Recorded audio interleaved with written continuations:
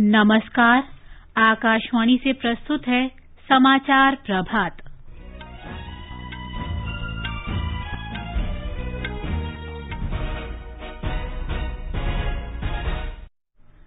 प्रधानमंत्री नरेंद्र मोदी ने कहा, भारत का टीकाकरण अभियान दुनिया के लिए अध्ययन का विषय। लोगों से कोरोना से बचाव का टीका लगवाने की अपील की। रक्षा मंत्री राजनाथ सिंह आज सड़क सुरक्षा संगठन द्वारा 8 राज्यों में बनाए गए 63 पुलों का लोकार्पण करेंगे। दिल्ली सरकार ने राजधानी में कोरोना प्रतिबंधों में और राहत दी। हरियाणा में कुछ राहतों के साथ लॉकडाउन 5 जुलाई तक बढ़ा। बांग्लादेश सरकार ने कोरोना के बढ़ते संक्रमण को देखते हुए आज से सख्त लॉकडाउन लगाया। दीपिका कुमारी ने तीरंदाजी विश्व कप के तीसरे चरण में 3 स्वर्ण पदक जीते। महिलाओं के पहले एकदिवसीय क्रिकेट मैच में इंग्लैंड ने भारत को 8 विकेट से हराया और यूरो कप फुटबॉल में बेल्जियम ने वर्तमान चैंपियन पुर्तगाल को हराकर क्वार्टर फाइनल में प्रवेश किया। चेक गणराज्य ने नीदरलैंड्स को हराकर अंतिम 8 में जगह बनाई। समाचार प्रभात में देवेंद्र त्रिपाठी के साथ मैं प्रियंका अरोड़ा। देश भर में 18 वर्ष से अधिक की आयु के सभी लोगों के लिए सरकारी केंद्रों में निःशुल्क टीकाकरण अभियान चलाया जा रहा है। आपसे अपील है कि कोविड रोधी टीका जरूर लगवाएं। कोरोना महामारी के प्रति कोई भी लापरवाही न बरतें। जब तक आवश्यक न हो घर से बाहर न निकलें और इन आसान उपायों का पालन करें। मास्क लगाएं, 2 गज की सुरक्षित दूरी बनाए रखें, बार-बार हाथ धोएं और चेहरा साफ रखें। कोविड से संबंधित जानकारी और मार्गदर्शन के लिए राष्ट्रीय हेल्पलाइन काम कर रही हैं। इनके नंबर है 011-2397-8046 तथा 1075। और अब समाचार विस्तार से। प्रधानमंत्री नरेंद्र मोदी ने लोगों से बगैर हिचकिचाहट के कोविड रोधी टीका लगवाने का आग्रह किया है। श्री मोदी ने कहा कि कोविड वैक्सीन के प्रति हिचकिचाहट समाप्त करने के लिए कई स्थानों पर अनेक संगठन अच्छा काम कर रहे हैं। आकाशवाणी से मन की बात कार्यक्रम में प्रधानमंत्री ने कहा कि भारत ने एक ही दिन में 86 लाख से अधिक लोगों को कोविड टीके लगाकर महत्वपूर्ण उपलब्धि प्राप्त की है। 21 जून को वैक्सीन अभियान के अगले चरण की शुरुआत हुई और उसी दिन देश ने 86 लाख से ज्यादा लोगों को मुफ्त वैक्सीन लगाने का रिकॉर्ड भी बना दिया, और वो भी एक दिन में। इतनी बड़ी संख्या में भारत सरकार की तरफ से मुफ्त वैक्सीनेशन, और वो भी एक दिन में, स्वाभाविक है इसकी चर्चा भी खूब हुई है। साथियों, 1 साल पहले सबके सामने सवाल था कि वैक्सीन कब आएगी। आज हम एक दिन में लाखों लोगों को मेड इन इंडिया वैक्सीन मुफ्त में लगा रहे हैं, और यही तो नए भारत की ताकत है। श्री मोदी ने कहा कि देश के प्रत्येक व्यक्ति ने कोविड महामारी से लड़ाई में महत्वपूर्ण भूमिका निभाई है। कोरोना के खिलाफ भारत की लड़ाई की एक बड़ी विशेषता है, इस लड़ाई में देश के हर व्यक्ति अपनी भूमिका निभाई है। मैंने मन की बात में अक्सर इसका जिक्र किया है, लेकिन कुछ लोगों को शिकायत भी रहती है कि उनके बारे में उतनी बात नहीं हो पाती है। अनेक लोग, चाहे बैंक स्टाफ हो, टीचर्स हो, छोटे व्यापारी या दुकानदार हो, दुकानों में काम करने वाले लोग हो, रेहड़ी पटरी वाले भाई बहन हो, सिक्योरिटी वॉचमैन या फिर पोस्टमैन और पोस्ट ऑफिस के कर्मचारी, दरअसल यह लिस्ट बहुत ही लंबी है और हर किसी ने अपनी भूमिका निभाई है। शासन प्रशासन में भी कितने ही लोग अलग अलग स्तर पर जुटे रहे हैं। प्रधानमंत्री ने कहा कि वैक्सीन तैयार करने में हमारे वैज्ञानिकों ने रात दिन कड़ी मेहनत की है, इसलिए हमें विज्ञान पर भरोसा करना चाहिए, वैज्ञानिकों पर भरोसा करना चाहिए। उन्होंने कहा कि झूठ फैलाने वाले लोगों को बार बार समझाना चाहिए कि वैक्सीन के नुकसान नहीं हैं। मेरा सभी भाई बहनों को यही कहना है कि डर है तो निकाल दीजिए। हमारे पूरे देश में 31 करोड़ से भी ज्यादा लोगों ने वैक्सीन का टीका लगवा लिया। मैंने खुद ने भी दोनों डोज लगवा लिए। मेरी माँ तो करीब 100 साल की है, उन्होंने भी दोनों डोज लगवा लिए। कभी कभी किसी को इससे बुखार वगैरह आता है और वो बहुत मामूली होता है। देखिए, वैक्सीन नहीं लेना बहुत खतरनाक हो सकता है। श्री मोदी ने वैक्सीन के बारे में मध्य प्रदेश के बैतूल जिले के डुलारिया गांव के लोगों से बातचीत की। प्रधानमंत्री ने कहा कि महामारी के दौरान गांव वालों और वनवासियों ने अपनी जिन क्षमताओं और सूझबूझ का परिचय दिया है, वह एक दिन में दुनिया भर में अध्ययन का विषय बन जाएगा। भारत के गांव के लोगों ने, हमारे वनवासी आदिवासी भाई बहनों ने इस कोरोना काल में किस तरह अपने सामर्थ्य और सूझबूझ का परिचय दिया। गांव के लोगों ने क्वारंटाइन सेंटर बनाए, स्थानीय जरूरतों को देखते हुए कोविड प्रोटोकॉल बनाए। गांव के लोगों ने किसी को भूखा नहीं सोने दिया, खेती का काम भी रुकने नहीं दिया। नजदीक के शहरों में दूध, सब्जियां, ये सब हर रोज पहुंचता रहे, ये भी गांव ने सुनिश्चित किया। यानी खुद को संभाला, औरों को भी संभाला। ऐसे ही हमें वैक्सीनेशन अभियान में भी करते रहना है। हमें जागरूक रहना भी है और जागरूक करना भी है। गांव में हर एक व्यक्ति को वैक्सीन लग जाए, ये हर गांव का लक्ष्य होना चाहिए। प्रधानमंत्री ने कहा कि देश में 1 जुलाई को राष्ट्रीय डॉक्टर दिवस मनाया जाता है। ये दिन देश के महान चिकित्सक डॉक्टर बीसी रॉय की जयंती को समर्पित है। उन्होंने कोरोना काल में डॉक्टरों के योगदान के लिए आभार व्यक्त किया। हमारे देश में कई लोग ऐसे भी हैं जो डॉक्टर्स की मदद के लिए आगे बढ़कर काम करते हैं। श्रीनगर से एक ऐसे ही प्रयास के बारे में मुझे पता चला। यहाँ डल झील में एक बोट एम्बुलेंस सर्विस की शुरुआत की गई। इस सेवा को श्रीनगर के तारिक अहमद पटलू जी ने शुरू किया, जो एक हाउस बोट ओनर है। उन्होंने खुद भी कोविड-19 से जंग लड़ी है और इसी से उन्हें एम्बुलेंस सर्विस शुरू करने के लिए प्रेरित किया। उनकी इस एम्बुलेंस से लोगों को जागरूक करने का अभियान भी चल रहा है। वो लगातार एम्बुलेंस से अनाउंसमेंट भी कर रहे हैं। कोशिश यही है कि लोग मास्क पहनने से लेकर दूसरी हर जरूरी सावधानी बरतें। आईएएस एसोसिएशन ने भारत सरकार में सचिव रहे गुरु प्रसाद महापात्रा के योगदान की सराहना करने के लिए प्रधानमंत्री नरेंद्र मोदी का आभार व्यक्त किया है। श्री महापात्रा की हाल ही में कोविड के कारण मृत्यु हो गई थी। प्रधानमंत्री ने मन की बात कार्यक्रम में कहा था कि गुरु प्रसाद जी ने कोविड से संक्रमित होने के बावजूद अस्पताल से सरकारी कामकाज भी निपटाया।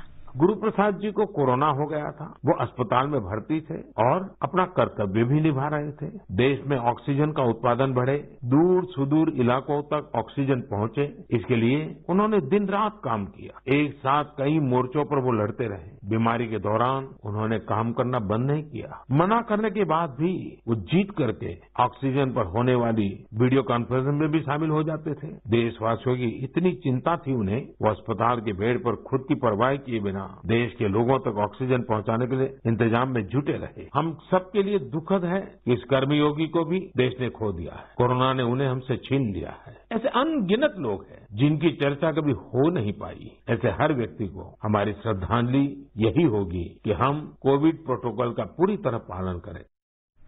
आईएएस एसोसिएशन ने एक बयान में कहा कि प्रधानमंत्री द्वारा गुरु प्रसाद महापात्रा के प्रति व्यक्त भावनाओं से लोक सेवकों को जनसेवा तथा राष्ट्र निर्माण में अधिक योगदान करने की प्रेरणा मिली है। राष्ट्रपति रामनाथ कोविंद आज 2 दिन के दौरे पर लखनऊ पहुंच रहे हैं। वे उत्तर प्रदेश की 5 दिन की यात्रा पर हैं। कल उन्होंने अपने पैतृक गांव परौख और कानपुर देहात जिले में पुखरायन कस्बे में कई कार्यक्रमों में हिस्सा लिया। राष्ट्रपति आज सुबह विशेष रेलगाड़ी से कानपुर सेंट्रल रेलवे स्टेशन से लखनऊ के लिए रवाना होंगे। वे लखनऊ में गणमान्य व्यक्तियों से मिलेंगे और कल अम्बेडकर स्मारक के लिए आधारशिला रखे जाने संबंधी समारोह में हिस्सा लेंगे।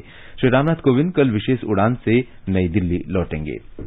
रक्षा मंत्री राजनाथ सिंह आज पूर्वी लद्दाख में कुंगयम गांव से 63 पुलों का वर्चुअल रूप से उद्घाटन करेंगे। इस कार्यक्रम की शुरुआत लेह लोमा मार्ग पर कुंजन पुल से होगी। हमारे संवाददाता ने बताया है कि इन पुलों का निर्माण सीमा सड़क संगठन ने देश भर में 8 राज्यों में किया है।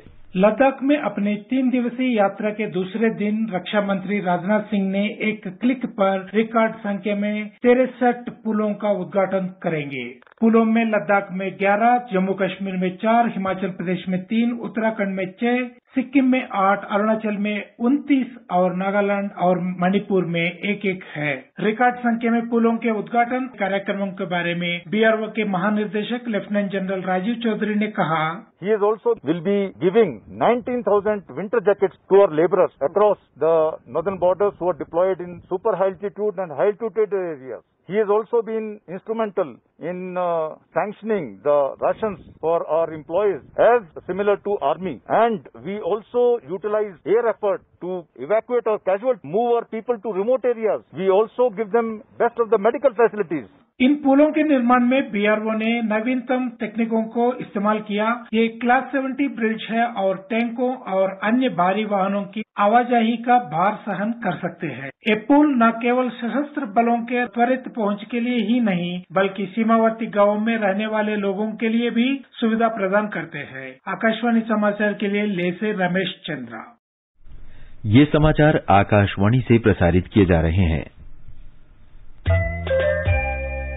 चलो मिलकर एक शुरुआत करें, चलो एक फैसला आज करें, मास्क नहीं तो टोकेंगे, कोरोना को रोकेंगे, चलो एक इरादा करते हैं, चलो कुछ वादा करते हैं, मास्क नहीं तो टोकेंगे, कोरोना को रोकेंगे। समाचार प्रभात में आपका फिर स्वागत है। आगे बढ़ने से पहले एक नजर मुख्य समाचारों पर। प्रधानमंत्री नरेंद्र मोदी ने कहा, भारत का टीकाकरण अभियान दुनिया के लिए अध्ययन का विषय, लोगों से कोरोना से बचाव का टीका लगवाने की अपील की।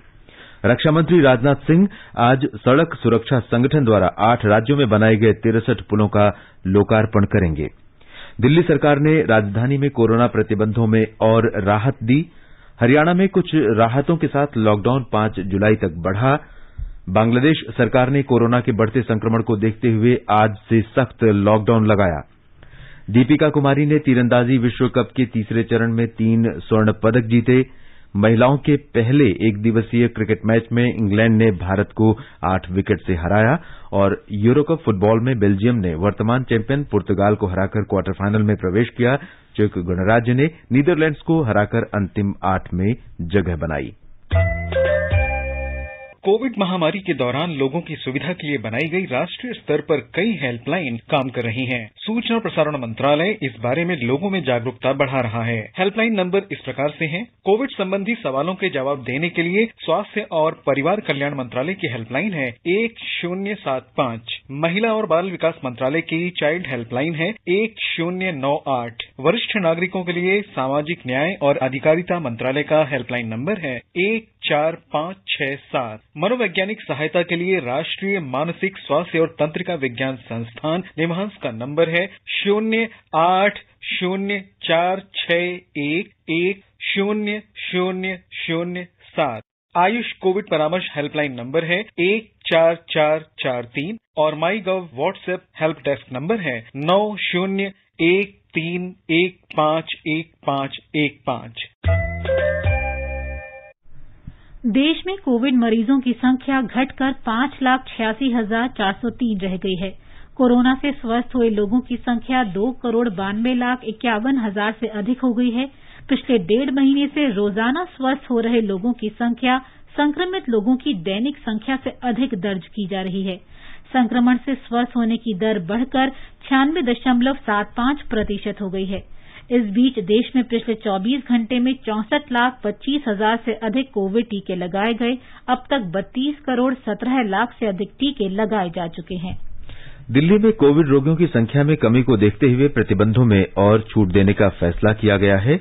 आज सवेरे 5 बजे से प्रतिबंधों में राहत लागू हो गई है। ब्यौरा हमारे संवाददाता से। कोरोना वायरस के मामलों में लगातार गिरावट के कारण पिछले कुछ हफ्तों में दिल्ली में कोविड की स्थिति में काफी सुधार हुआ है। इसे देखते हुए दिल्ली आपदा प्रबंधन प्राधिकरण ने कुछ गतिविधियों की अनुमति देने का फैसला किया है। जिम और योग संस्थानों को 50% क्षमता के साथ काम करने की अनुमति दी गई है। विवाह समारोह में मेहमानों की संख्या की सीमा भी 20 से बढ़ाकर 50 कर दी गई है। Banquet hall, marriage hall, hotel, gym और योग संस्थान के मालिक कोविड की रोकथाम से जुड़े उपायों का कड़ाई से अनुपालन सुनिश्चित करने के लिए जिम्मेदार होंगे। हालांकि स्कूल, कॉलेज और अन्य शिक्षण संस्थान बंद ही रहेंगे। सभी सामाजिक, राजनीतिक, सांस्कृतिक और धार्मिक गतिविधियों पर रोक रहेगी। सिनेमा हॉल, थिएटर, मल्टीप्लेक्स, मनोरंजन पार्क, स्पा, असेंबली हॉल और ऑडिटोरियम को खोलने की अनुमति नहीं है। राष्ट्रीय राजधानी में ये सभी प्रतिबंध और निषेध अगले महीने की 5 जुलाई तक जारी रहेंगे। भूपेंद्र सिंह, आकाशवाणी समाचार, दिल्ली। हरियाणा सरकार ने कोरोना की वजह से समूचे राज्य में लॉकडाउन एक और सप्ताह के लिए 5 जुलाई तक बढ़ा दिया है, लेकिन इस दौरान कुछ रियायतें भी दी गई हैं। नए आदेश में राज्य सरकार ने अनुसंधानकर्ताओं और प्रयोगशालाओं में प्रैक्टिकल कक्षाओं के लिए विश्वविद्यालयों के परिसर खोलने की अनुमति दे दी है। राज्य में महिला और बाल विकास विभाग के तहत आंगनबाड़ी केन्द्रों और शिशु सदन 31 जुलाई तक बंद रहेंगे। दुकानें, मॉल, रेस्तरां, पूजा स्थल, कॉरपोरेट कार्यालय, विवाह, शादियों और अंतिम संस्कार में लोगों के भाग लेने की संख्या आदि के बारे में मौजूदा रियायतें जारी रहेंगी।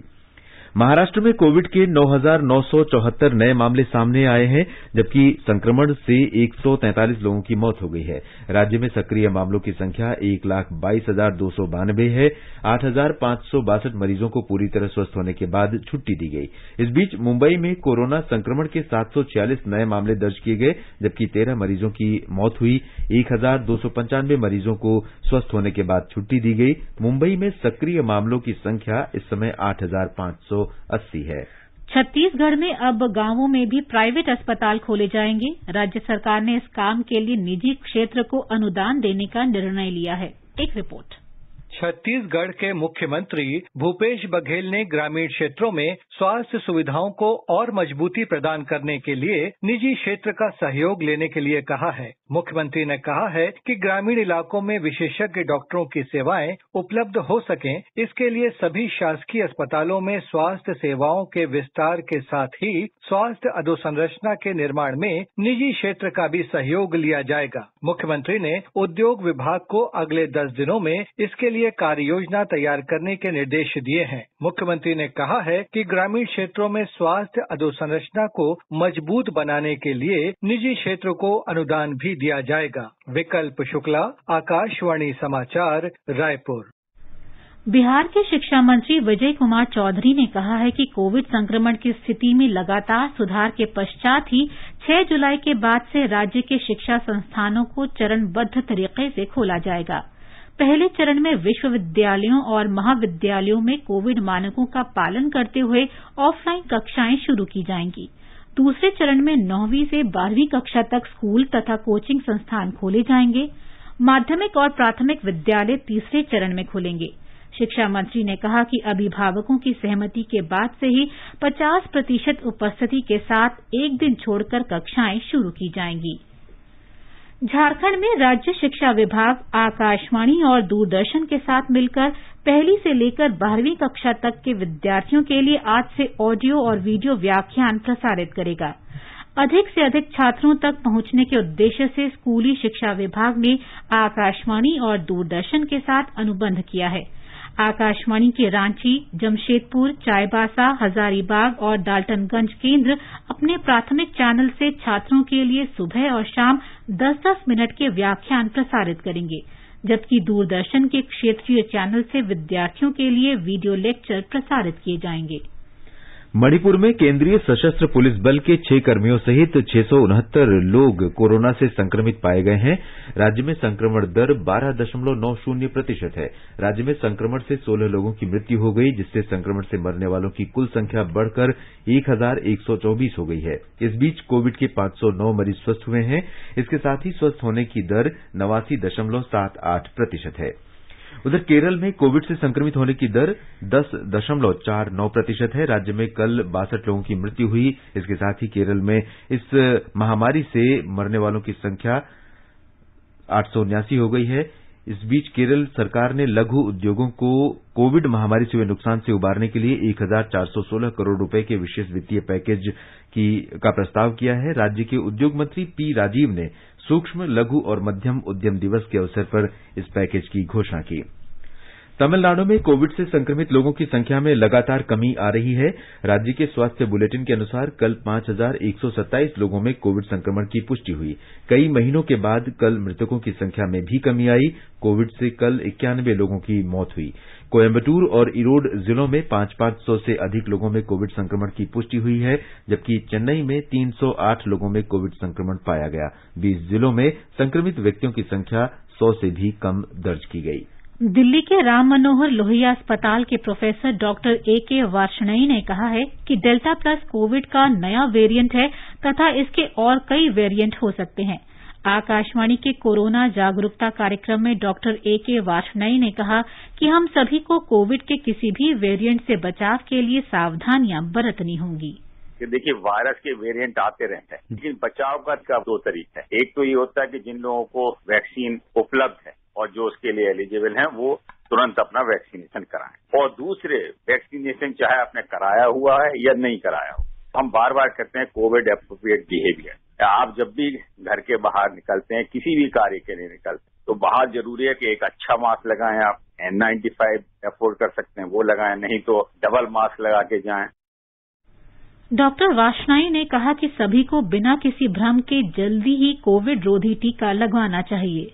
ये वैक्सीन बिल्कुल सुरक्षित है, सबसे पहली बात तो, और दूसरे लगभग 70 से 80% प्रभावी है, तो जितनी भी है वो हमें लेना चाहिए। और सबसे बड़ी बात, हमारे सारे जो मेडिकल फ्रेटर्निटी है उन्होंने खुद टीके लगवाए हैं, अपने हेल्थ केयर वर्कर ने टीके लगवाए हैं, बड़े बड़े सेलिब्रिटीज टीके लगवा रहे हैं। तो इसका मतलब है कि वो चीज सुरक्षित है, डरने की बात नहीं। और जितनी अभी पीछे स्टडी भी हुई जिन्होंने वैक्सीन के दोनों टीके लगाए, उनमें 90% से लोगों में इन्फेक्शन नहीं हुआ, जिनमें 10% में इन्फेक्शन भी हुआ उनमें बहुत ही माइल्ड इन्फेक्शन हुआ, उसमें किसी को आईसीयू में जाने की जरूरत नहीं पड़ी, कोई भी डेथ नहीं। इन्फेक्शन से बचना है तो वैक्सीनेशन अत्यंत जरूरी है।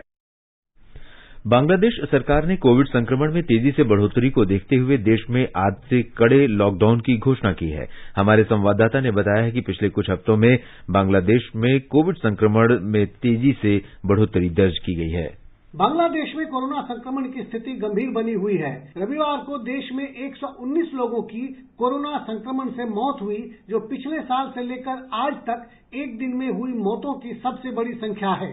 संक्रमण दर भी 21% से ऊपर दर्ज की गई है। पिछले करीब 10 दिनों से देश के कई जिले पहले से ही लॉकडाउन में थे, लेकिन कोरोना संक्रमण की बढ़ती स्थिति को देखकर रविवार को सरकार ने देश भर के लिए कई नए कदमों की घोषणा की है। सरकारी घोषणा के अनुसार आज सुबह से 1 जुलाई की सुबह तक देश भर में सभी सार्वजनिक आवागमन के साधनों का परिचालन स्थगित कर दिया गया है। रिक्शा और माल ढोने वाली गाड़ियों को चलने की इजाजत रहेगी। सभी शॉपिंग मॉल, दुकानें, रिसोर्ट्स, सामुदायिक स्थल तथा मनोरंजन केंद्र बंद रहेंगे। अगले कुछ दिनों में लॉकडाउन संबंधित कुछ और घोषणाएं संभावित हैं। राजेश झा, आकाशवाणी समाचार, ढाका। इस बीच बांग्लादेश में राजधानी ढाका के मोघ बाजार क्षेत्र में विस्फोट से कम 7 लोगों के मारे जाने और 50 अन्य के घायल होने की खबर है। आसपास खड़े वाहनों को भी नुकसान पहुंचा है। ढाका के पुलिस आयुक्त मोहम्मद शफीकुल इस्लाम ने बताया कि विस्फोट से 7 इमारतें नष्ट हो गई हैं। पुलिस और दमकल कर्मी घटनास्थल से प्रभावितों को निकालने का काम कर रहे हैं। ओडिशा के जयपुर आकाशवाणी केंद्र की स्थापना 58 वर्ष पहले आज ही के दिन 1964 में की गई थी। इसकी स्थापना का उद्देश्य अविभाजित कोरापुट और गजपति जिलों के जनजातीय लोगों की अनूठी कला, संस्कृति और परंपरा को बढ़ावा देना था। ओडिया भाषा में विशेष श्रोता कार्यक्रमों को प्रसारित करने के अलावा आकाशवाणी का जयपुर केंद्र विभिन्न जनजातीय बोलियों में सूचना का प्रसारण कर रहा है। टोक्यो ओलंपिक खेल शुरू होने में अब 26 दिन बाकी हैं। 20 साल बाद किसी भारतीय घुड़सवार ने ओलंपिक के लिए क्वालिफाई किया है। आकाशवाणी से जारी विशेष श्रृंखला में आज बात कर रहे हैं ये उपलब्धि हासिल करने वाले घुड़सवार फुआद मिर्जा के बारे में। लक्ष्य तेरा सामने है, जीत के है आना। फुआद मिर्जा का जन्म बंगलुरु में 6 मार्च 1992 को हुआ। वो बचपन से ही घुड़सवारी के शौकीन थे। 2018 जकार्ता एशियाई खेलों में फुआद ने व्यक्तिगत स्पर्धा में रजत पदक जीता। टीम स्पर्धा में भी फुआद ने जकार्ता में रजत पदक हासिल किया। भारत ने एशियाई खेलों में घुड़सवारी की व्यक्तिगत स्पर्धा में पिछला पदक 1982 में दिल्ली में जीता था। पोलैंड में फुआद ने ओलंपिक्स के लिए क्वालिफाई किया। इस समय वो जर्मनी में प्रशिक्षण ले रहे हैं। वो ओलंपिक्स में शामिल होने वाले भारत के तीसरे घुड़सवार होंगे। उनसे पहले इंद्रजीत लांबा ने 1996 में और इम्तियाज अनीस ने वर्ष 2000 में ओलंपिक्स में भारत का प्रतिनिधित्व किया था। हिमांशु कांडपाल, आकाशवाणी समाचार।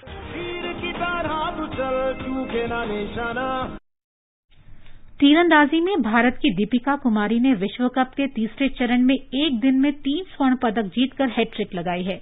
उन्होंने फाइनल में रूस की एलेना ओसिपोवा को 6-0 से हराया। दीपिका स्वर्ण जीतने वाली मिक्स्ड और महिलाओं की रिकर्व टीम का भी हिस्सा थीं। मिक्स्ड रिकर्व टीम स्पर्धा में दीपिका कुमारी ने अतानु दास के साथ स्वर्ण पदक जीता। इंग्लैंड की महिला क्रिकेट टीम ने भारतीय टीम को पहले एक दिवसीय मैच में 8 विकेट से हराकर 3 मैचों की श्रृंखला में 1-0 की बढ़त बना ली है। ब्रिस्टल में कल पहले बल्लेबाजी करते हुए भारतीय टीम निर्धारित 50 ओवर में 8 विकेट पर 201 रन ही बना सकी। जवाब में इंग्लैंड ने 35वें ओवर में मात्र 2 विकेट गंवाकर जीत दर्ज की। श्रृंखला का दूसरा मैच बुधवार को टॉन्टन में खेला जाएगा। बेल्जियम यूरो कप फुटबॉल प्रतियोगिता के क्वार्टर फाइनल में पहुंच गया है। प्री क्वार्टर फाइनल में बेल्जियम ने पिछली बार के चैंपियन पुर्तगाल को 1-0 से पराजित किया। एक अन्य मुकाबले में चेक गणराज्य ने नीदरलैंड्स पर 2-0 से जीत दर्ज कर अंतिम 8 में जगह बनाई। क्वार्टर फाइनल में बेल्जियम का मुकाबला इटली से और चेक गणराज्य का डेनमार्क से होगा। प्री क्वार्टर फाइनल में डेनमार्क ने वेल्स को और इटली ने ऑस्ट्रिया को हराया था। और अब एक नजर आज के मौसम पर। राष्ट्रीय राजधानी दिल्ली में आज आंशिक रूप से बादल छाए रहेंगे। मुंबई में भी बादल घिरे रहेंगे और बारिश होगी। चेन्नई में भी हल्की वर्षा हो सकती है। कोलकाता में हल्के बादलों के साथ मध्यम वर्षा हो सकती है या आंधी आ सकती है। जम्मू के श्रीनगर में भी आसमान साफ रहेगा, लेकिन दोपहर बाद या शाम तक आंशिक रूप से बादल घिर सकते हैं। लेह में आंशिक रूप से बादल छाए रहेंगे। गिलगित में भी बादल छाए रहेंगे। तापमान 15 से 34 डिग्री सेल्सियस के बीच रहेगा। मुजफ्फराबाद में आसमान साफ रहेगा। दोपहर बाद या शाम तक आंशिक रूप से बादल घिर सकते हैं। ईटानगर में घने बादलों के साथ भारी वर्षा हो सकती है।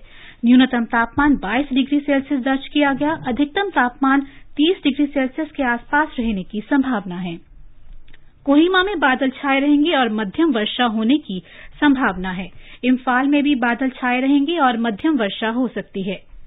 ये समाचार हमारी वेबसाइट newsonair.com/hindi पर भी उपलब्ध हैं। और देवेंद्र, अब बताएं कि आज के समाचार पत्रों में क्या खास है।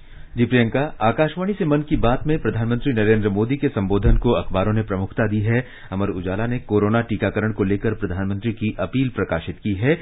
टीका लगवाने में न हिचकें, मेरी 100 साल की मां और मैंने भी दोनों खुराकें ली। राजस्थान पत्रिका के अनुसार पीएम मोदी ने भगाया लोगों का वैक्सीन का डर, अफवाहों से दूर रहने को कहा। नवभारत टाइम्स ने कोविड कार्य समूह के प्रमुख डॉक्टर एनके अरोड़ा की सलाह दी है, जल्द लगे टीका तो आम सर्दी जुकाम जैसी होगी तीसरी लहर। पहली बार वायुसेना एयरबेस पर ड्रोन से हमले की खबर पर भी हिंदुस्तान सहित सभी अखबारों की नजर है। दैनिक भास्कर ने बताया है, जम्मू एयरबेस स्टेशन से पाकिस्तान की सीमा सिर्फ 14 किलोमीटर दूर। हमले के बाद ड्रोन किस तरफ गए, इसकी जांच कर रही हैं सुरक्षा एजेंसियां। नवभारत टाइम्स ने जम्मू कश्मीर पुलिस द्वारा आतंकी गुट लश्कर ए तैयबा के आईईडी हमले की साजिश को नाकाम करने की खबर दी है। दैनिक जागरण लिखता है, चीन से तनातनी के बीच लेह पहुंचे रक्षा मंत्री ने पूर्व सैनिकों में भरा जोश। राजस्थान पत्रिका ने आसमानी तूफान शीर्षक से लिखा है, भारत समेत कई देशों द्वारा खरीदे गए रफाल विमानों का रिकॉर्ड, बिना रुके 12 घंटे उड़कर 17,000 किलोमीटर की दूरी नापी। फ्रांस से कैलिफोर्निया और वहां से ताहिती एयरबेस पहुंचे। हिंद प्रशांत क्षेत्र में शक्ति प्रदर्शन कर दुनिया को चौंकाया। सोशल नेटवर्किंग साइट ट्विटर के भारत में नियुक्त अंतरिम शिकायत अधिकारी के पद से इस्तीफा देने की खबर भी राष्ट्रीय सहारा और जनसत्ता सहित कई अखबारों में है।